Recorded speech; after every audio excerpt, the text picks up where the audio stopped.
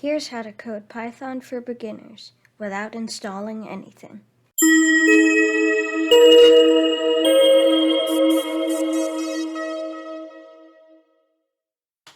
So first you want to go to the URL Anvil.works.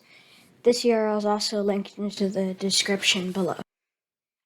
So then you go to pricing and then click sign up. After you've signed up, click start building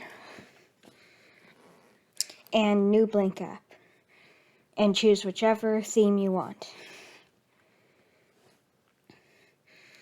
Then you have a toolbox, a properties tab, and a form editor. To use the toolbox, you just drag and drop a component into the editor. For this example, I'll use a label. Then you can edit the label, so I'll say, Hello World.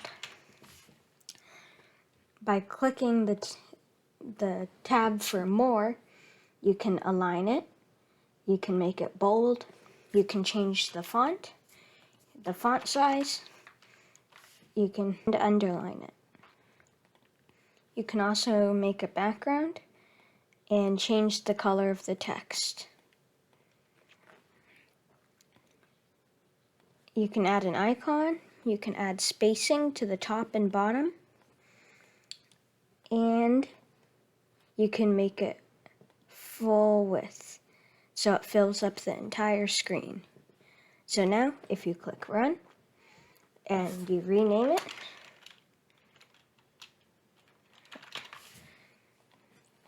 it'll say Hello World. Now for the rest of the beginner components, there are links, buttons, text boxes, and drop downs. The links, you go to properties and scroll down till you see the URL. Then paste your URL in.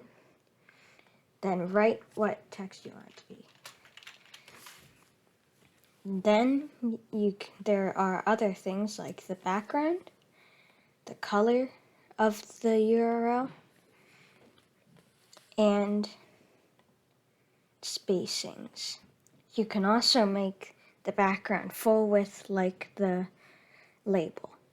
The buttons are like an input trigger. You can change the text of the button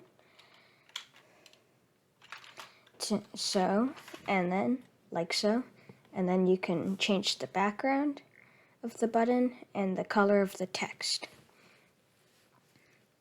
You can change the spacing and make the button full width so it takes up the entire screen.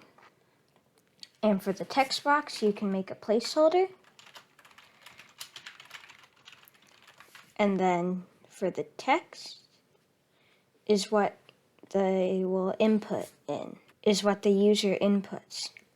You can change the background and text color like so.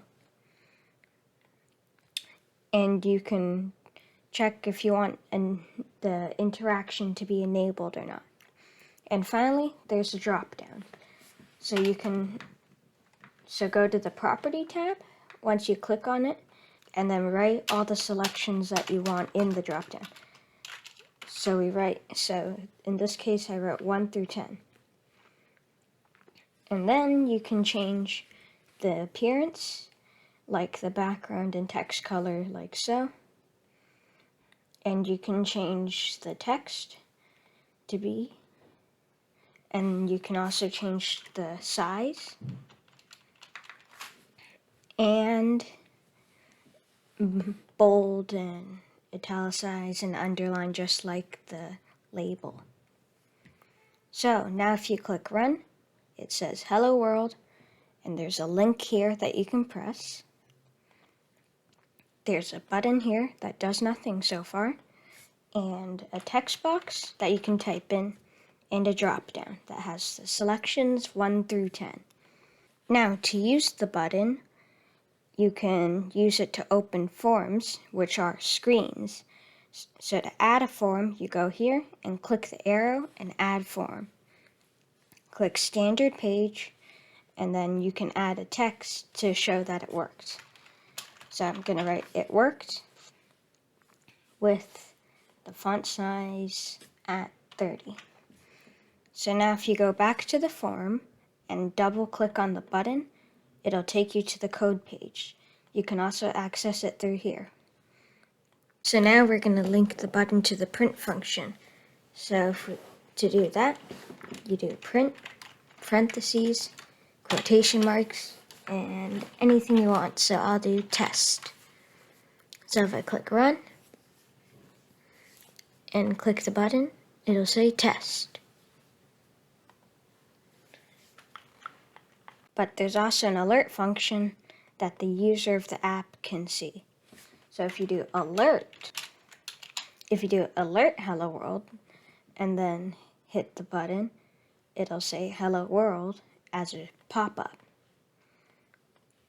So to code the text box, we're going to code it so that whatever you write in the text box will get alerted in a pop-up.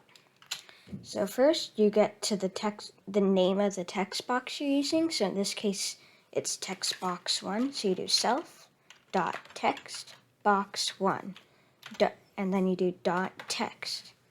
So what this does is it takes the content of the text box and then it alerts it to the user. So if you write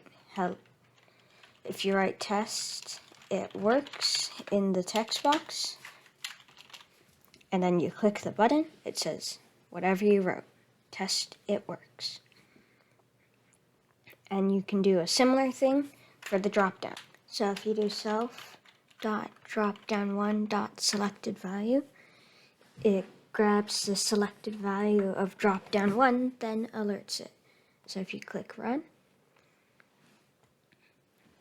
and choose one of the drop-down options, and then click the button, it'll show 9 because I selected 9.